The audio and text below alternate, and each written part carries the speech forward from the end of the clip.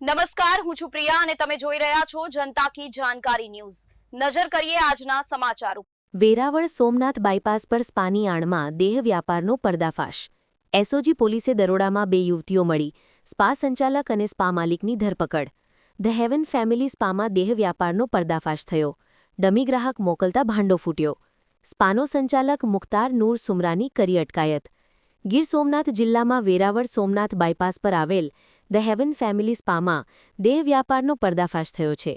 જિલ્લા એસઓજી પોલીસે મોડી રાત્રિના બાતમીના આધારે દરોડો પાડી આ રેકેટનો પર્દાફાશ કર્યો છે।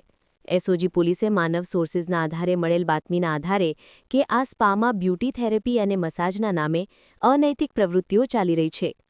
પોલીસે એક ડમી ગ્રાહક મોકલાવતા જેનાથી માનવ વણત સાથે સંકળાયેલી પ્રવૃત્તિઓ ખુલ્લી થઈ હતી।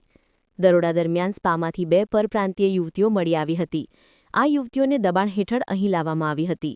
પોલીસે યુવતીઓને સલામત કસ્ટડીમાં લઈ આગળની કાર્યવાહી માટે મહિલા સહાય કેન્દ્રને સોંપવામાં આવી છે।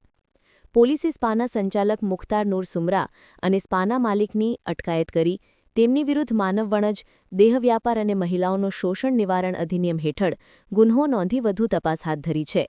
પોલીસે સ્પામાંથી 4000 રોકડા, 2 મોબાઈલ ફોન, 2 કોન્ડોમ સહિતનો મુદ્દામાલ જપ્ત કર્યો। ઘણા સમયથી સ્પાની આડમાં આવી દેહ વ્યાપારની પ્રવૃત્તિઓ ચાલતી હતી।